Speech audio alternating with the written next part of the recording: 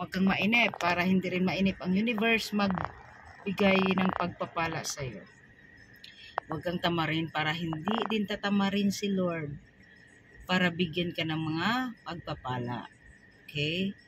Ang buhay, you get what you deserve. Okay? So kung maintindihan nyo talaga na we are in this world as a players. Yes, the game of life.